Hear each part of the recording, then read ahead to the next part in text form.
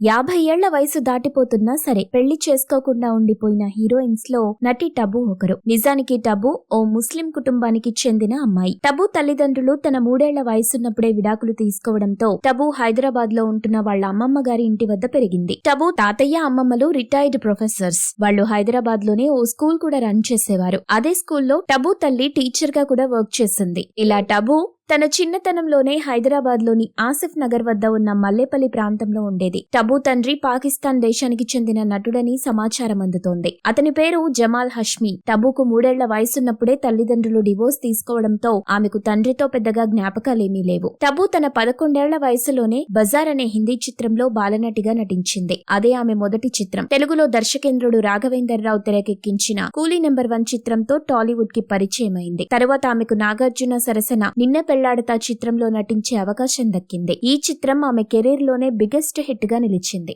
మీరు ఇలాంటి interesting news updates మరిన్ని తెలుసుకోవడానికి ఇప్పుడే మా ఛానల్ ని లైక్ చేయండి, ఫాలో చేయండి, సబ్స్క్రైబ్ చేయండి.